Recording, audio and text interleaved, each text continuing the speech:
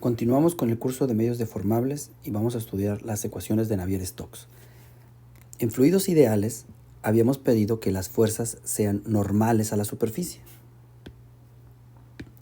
Sin embargo, considera la situación como la que se muestra en la figura. Tenemos un fluido en el que podemos definir la superficie S, que separa la región B y la región B'. En ambas regiones, la dirección de flujo es la misma. Sin embargo, la magnitud de la velocidad cambia abruptamente cuando uno atraviesa S. O sea, U es el campo de velocidades, ¿no? Y es paralelo a S, pero cambia de magnitud cuando cruzamos S de manera abrupta. Si las fuerzas solamente fueran normales a S, no habría transferencia de momentos de B' a B o viceversa.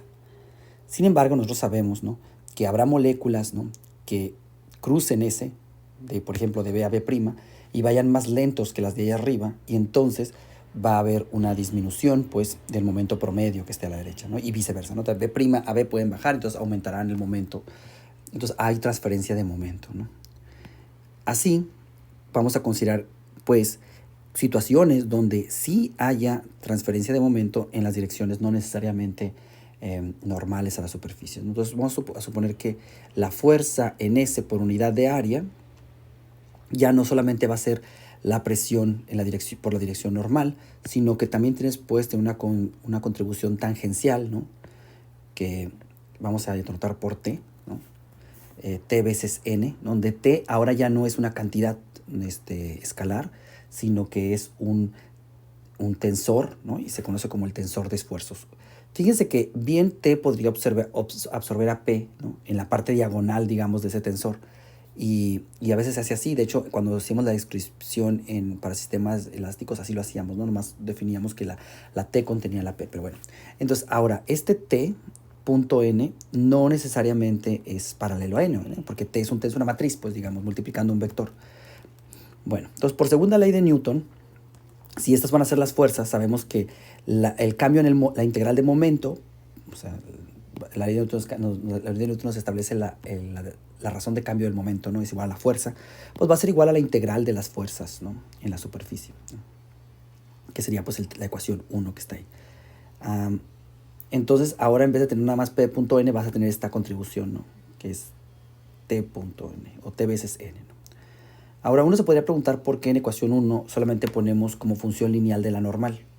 Esto se puede mostrar, ¿no?, y es el teorema de Cauchy, que no lo vamos a hacer ahorita, pero lo pueden ver en otros cursos más avanzados o más especializados. Bueno, entonces, vamos a pedir que este tensor de esfuerzos, ¿no?, sea dependiente lineal con el gradiente del campo de velocidad. Vamos a pedir que T sea invariante bajo rotaciones de cuerpo rígido, ¿no?, como lo teníamos antes. Es decir, que si yo aplico la rotación y luego le aplico el tensor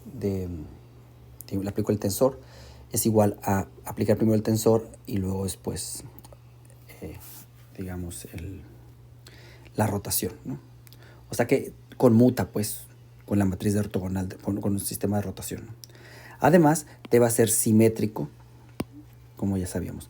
Básicamente ese T es el mismo tensor que teníamos antes, ¿no? Es el mismo tensor que habíamos conocido cuando veíamos elasticidad en cuerpos rígidos, ¿no? Nada más que ahora son fluidos, pero tiene el mismo significado. Nada más que antes sí absorbía la P a esta parte diagonal, ¿no? Bueno, ahora, ya que T es simétrico y además se cumple 1 y 2, que sea función lineal de los campos de velocidades y que además sea invariante bajo rotaciones, como vimos en un video anterior, entonces la T solamente puede depender de la parte simétrica, ¿no?, porque está en simétrico, y por tanto va a depender solamente de D, ¿no?, el campo de deformaciones, o el tensor de deformaciones. Ahora, si T va a ser función lineal del campo de deformaciones, entonces pueden diagonalizarse simultáneamente. Entonces comparten eigenvalores, bueno, existe alguna base donde comparten eigenvalores, y por tanto los eigenvalores de uno van a ser función lineal de los eigenvalores del otro. Y además, pues entonces van a ser esos eigenvalores simétricos, ¿no? Entonces, así escribimos que, por ejemplo, el eigenvalor iésimo de T se puede escribir con lambda veces una combinación de los eigenvalores de D más mu veces de I, ¿no?, donde así para que cumpla las propiedades de simetría, ¿no? Ahora, sabemos nosotros que necesariamente D1 más D2 más D3, ¿no? Que son los eigenvalores del campo de formación, pues es igual a la divergencia de U, como mostrábamos anteriormente. Entonces podemos escribir, pues, haciendo una transformación, digamos, esta cosa de arriba, que son esta ecuación que está aquí, ¿no? Que está aquí, la podemos pensar como que está multiplicada por la diagonal y está el eigenbase, ¿no? Entonces la podemos transformar a una base arbitraria, que es la normal, digamos, y podríamos llegar a una expresión matricial como la que escribimos en este momento, que es equivalente a la que está en rojo, que sería de esta forma, ¿no?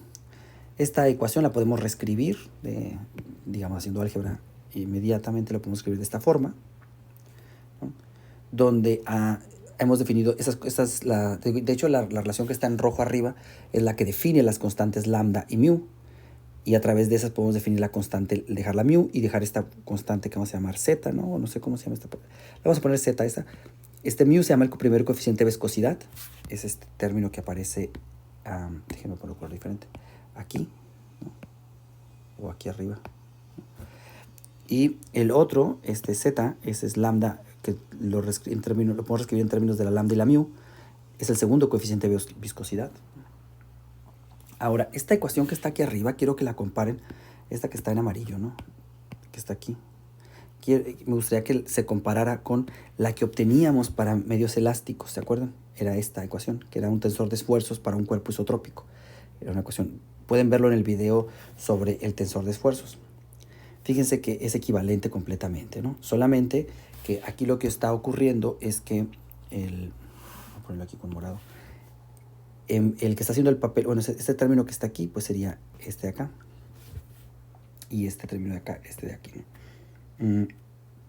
Y el que está haciendo el papel de la D, pues son los digamos, los simétricos del tensor de deformaciones. Y los diagonales, ¿no? Pues lo ponemos como divergencia de U.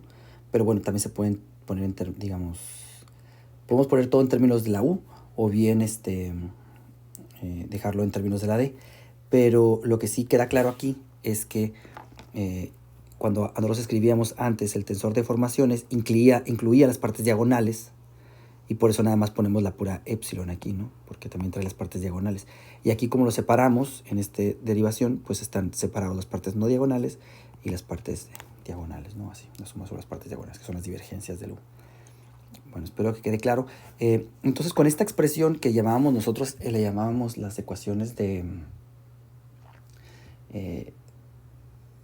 la ley de Hooke, ¿no? Venían como relacionadas como la ley de Hooke. Entonces, en este caso, pues no tenemos resortes, pero tenemos un campo de formación asociado con el campo de velocidades, ¿no? Entonces vamos igualando estas dos ecuaciones, o sea, igualando, digamos, ¿dónde está el otro? Estaba aquí, ¿no? Igualábamos en esta ecuación que está aquí, vemos aquí, lo que hemos escrito en la lámina pasada, desarrollamos quién era este T, ¿no?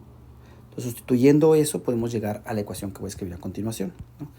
Partimos de la ecuación original y del lado izquierdo aplicamos el teorema de transporte y podemos meter la derivada temporal para una derivada material, ¿no? Que está como así. Y del lado derecho, pues tendríamos otra vez un término de presión y el término de las fuerzas tangenciales, ¿no? Que incluye las fuerzas tangenciales. Entonces podemos seguir un método como le habíamos hecho anteriormente y multiplicar por algún vector E para poder aplicar el teorema de la divergencia. Es un vector E constante, lo multiplicamos de ambos lados. Podemos utilizar que el tensor es simétrico, ¿no? Entonces, para aplicar de un lado o del otro. Y entonces, llegamos a esta expresión, ¿no? Aquí, fíjense que hemos utilizado ya, cuando está de esta forma, hemos utilizado el teorema de la divergencia, ¿no? Porque la integral de un campo vectorial, pues nos da la integral en el volumen de la divergencia, ¿no? Y lo mismo acá. Con estas expresiones, ¿no? Este es evidente, digamos, aquí cuando hagamos el producto, de aquí, el primer término, hagamos el producto, es como la derivada de un producto, pero este es constante, entonces nomás nos quedaría el término que va como gradiente de P punto E, y le puedo factorizar la E, y me doy cuenta que la S pues nada más es la integral del gradiente de P, ¿no? En la otra integral podemos hacer algo similar, pero lo voy a dejar para que lo hagan ustedes. Pero básicamente lo que hay que hacer es sustituir quién es el t, que es lo que acabamos de derivar, ¿no? Que tiene esta expresión, digamos, con la expresión que tenemos para la d, ¿no? Que estoy usándolo aquí. Y si hacemos esto, aquí está la d, ¿no? Si hacemos esto, podemos encontrar que llegamos a que se puede escribir como esta expresión, ¿no? En términos de la divergencia de u y del laplaciano de u. Y entonces igualando integrandos, ¿no? Llegaríamos que del lado izquierdo pues tenemos ρ por la derivada material de u, y del lado derecho pues el gradiente de p que viene de la primera integral y este término que viene de la segunda. Que eso es, digamos, esta demostración hay que se deja de tarea, ¿no? Para que lo hagan con calma. Y esta ecuación, que es como que proviene de la equilibración de momento, pero considerando fuerzas tangenciales, es la que se conoce como las ecuaciones de Navier-Stokes. A esta ecuación habrá que agregarle las ecuaciones de conservación de la masa y la ecuación de la continuidad del fluido, ¿no? La ecuación de continuidad, que es la conservación, y una ecuación para la energía, y podemos describir completamente el fluido, ¿no? Vamos a necesitar alguna condición inicial, pero yo creo que con esto que hemos visto, ¿no? Que llegamos a las ecuaciones de Navier-Stokes y deducirlas, ¿no? Y más o menos como discutirlas, ¿no? De dónde viene la deducción y cuáles son los elementos que necesitamos para deducirlas y qué elementos involucran esas ecuaciones, es suficiente para los alcances de este curso. Y con esto pues vamos a darlo por terminado.